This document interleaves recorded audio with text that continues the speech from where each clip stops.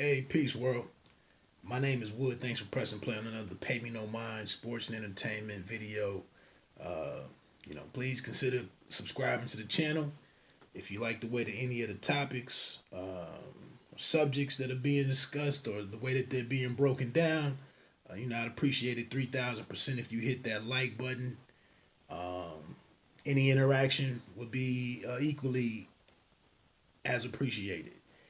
You know what the topic of the video it is. What the topic of the video is to take a look at this "Hand Me My Flowers" project by Flea Lord, exclusively produced by Digging in the Crates, veteran Buckwild. Haven't seen that name in a while.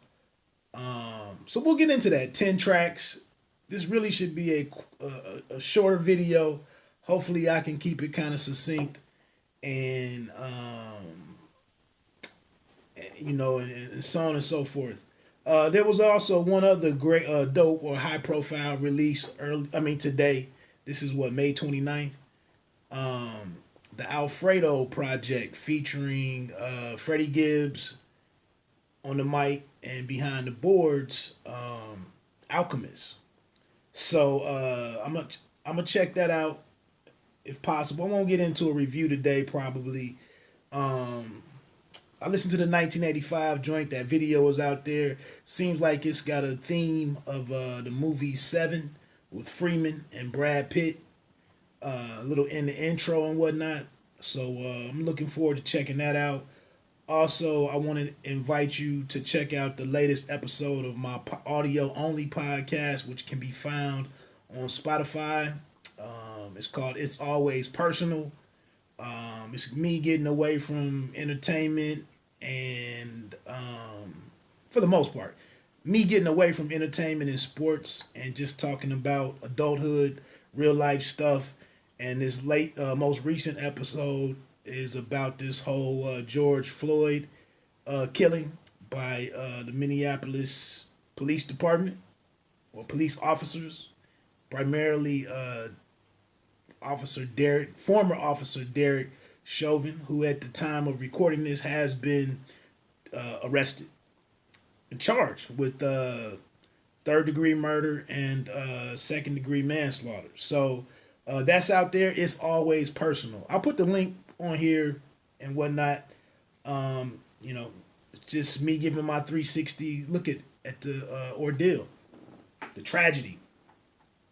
Shout out, stay safe in Minneapolis right now. Rioting and activism. In the midst of this pandemic, but it is what it is. So man, Flea Lord. I didn't talk about Lucky 13. Enjoyed that project. Shout out to the brother Marquise Walker, I believe is his last name, who does a lot of reviews here on YouTube. Check his channel out. He actually put me on the Flea Lord with that project in particular. I also went back and checked out Flea's the rest of his discography. I was just getting into Gets Greater Later as I was mowing my grass the other day, and some of his other joints. Love his work ethic. On that Gets Greater Later project is a dope joint produced by Pete Rock called damn, I didn't even write the name of that one. For a Reason or something, I want to say. But Gets Greater Later, I believe, is with El Camino. I think he has a project. He's a lot of albums in 2019 alone. Like I said, he's affiliated with Mobb Deep. Was very cool with Prodigy before he passed on. And I just been getting into his music, man. I want to say something, and I don't know who watches these videos of any artists or that people should come across this stuff, man. If I'm talking about it, I'll rock with it. But I'm going to keep some things pretty funky. And this is not a slight to Flea Lord whatsoever himself as an MC or as a lyricist. I think how Flea Lord excels and how he strives is consistency. He's like a good team. maybe that unit that went 15-1 for the Panthers, with Cam Newton and the Thundering Lightning with D'Angelo Williams and Jonathan Stewart, and then a solid defense. Not an explosive bunch, but good physical football, dominate time of possession, win the field possession games, decent solid, special teams. He's just very consistent. I don't know if any particular verse on here really blows me away. It's just completely over the top.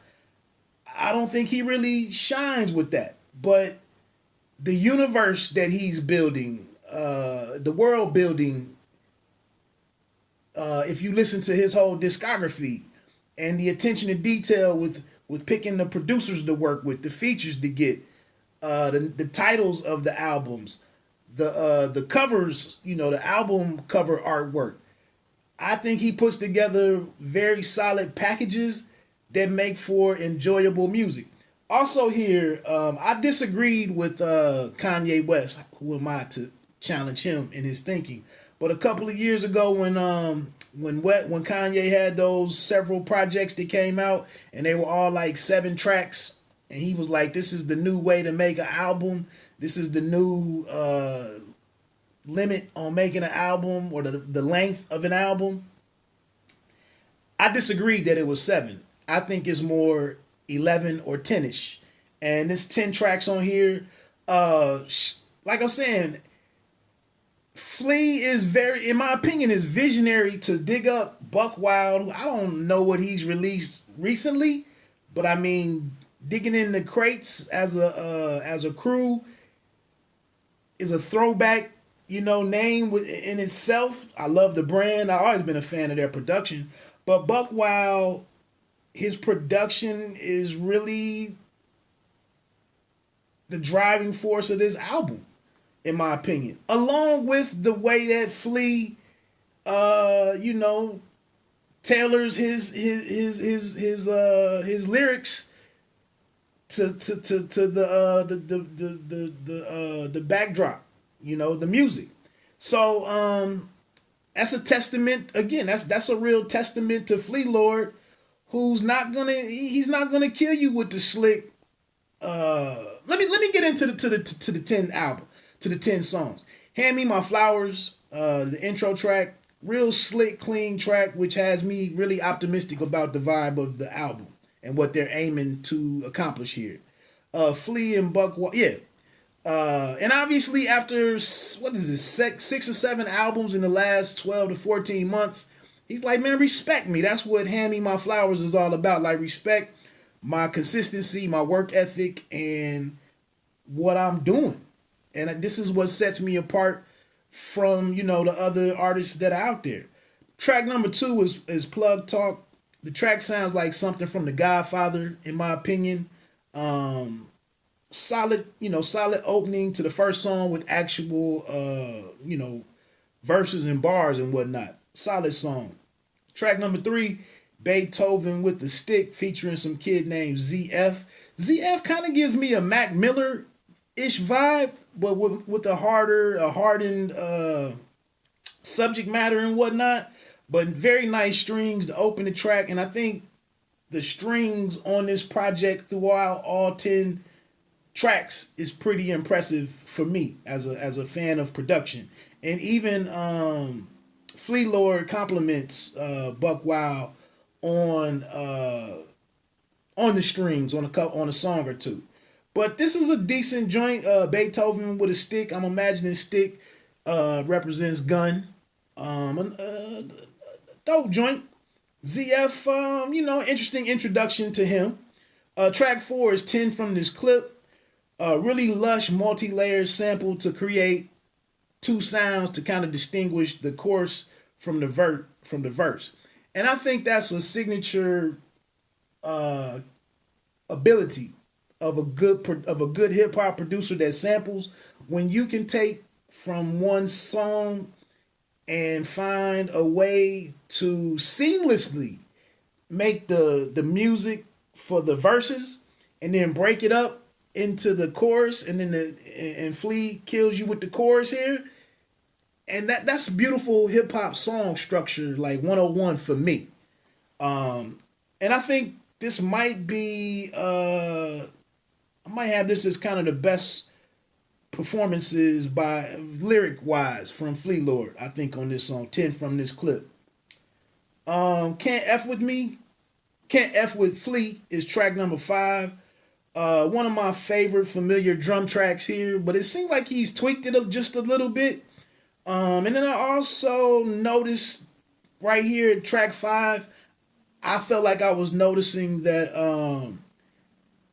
Buckwild is really locked in with the overall sound that he's trying to establish for Hand Me My Flowers. Like, it's all consistent, it's all linked together, and that's how I like my music to sound. I love these different projects that MCs are dropping right now, working with a certain producer. That's a winning combination for me. Flea is talking up his organization, its reach, how he runs his organization, how effective it is, how wide spanning it is, and talking his talk. 16 on my Dean, another solid track, kind of a late 60s, early 70s soul sample to me in a way, but maybe not like a big hit, but a good album joint that they took that from is what I get the feel of. More strings in that one that I really enjoyed. Another solid track. 7, Toast to My Neighbors. Look, as a guy who talks about boxing often on the on my channel, a little Klitschko reference here. One thing that's a signature part of Flea Lord's rhyme schemes and his writing or his lyrics, he does a lot of before and after statements. Like, I was doing it like this, now I'm doing it like this. Or I'm doing it like that, now I'm doing it like this. Back then I was blank. He does a lot of those in every song. And it's not always repetitive. He doesn't always use the same examples and whatnot. But I notice a lot of before and after statements in his game. Track number 8, Gathering My Thoughts, another excellent track. But it was cut too short. But maybe I like how it breaks up the album though. You're getting used to like 3 minutes and 15 seconds or 2 minutes and 50 seconds. This one felt like it was like 90 seconds total, but an excellent track. I think only one verse on there. I like the title too, Gathering My Thoughts. Kind of an introspective, obviously, song. And then track number 9 from the Change Jar. One of those unique vibe songs that I've talked about before. Not your normal drum track, but it is some percussion in there. Again, Buckwild is showing all kinds of ability. I love it. Flea acknowledges the emotion of the track to open it up and says, this sounds like sorrow, so I'm going to keep it in that vein. And, he works with a track that is kind of a clash in styles for him, because Flea is kind of aggressive and forceful and whatnot, but he kind of tempers, his usual spirit just a little bit. But it's a dope song. And then the finale, I think it's an excellent song to close out the album. Shooter Tapping on Your Window. The sample was a dope piano and string, so I think it changes up all the strings that you've been hearing throughout the project. Number 9 was also kind of a different vibe than the rest. Obviously, I just told you it was kind of a simpler. It just didn't have that normal boom bap, or some drums to it. But so Shooter Tapping on Your Window kind of changes it up again. The sample kind of sounds like some 90s smooth jazz to me. And then it has this little horn hit in there at different points. So like I said, when I'm talking about a well-balanced team, like, and we know that NFL squads are built from the trenches, it's like the music on this project is like a top 5 offensive line while also having a great front 4 on the defensive side of the ball. So just real physical, just a really, you probably hating that analogy. But anyway, and then like I said, it's just a nice pick to close out the album. I think the album is sequenced nice.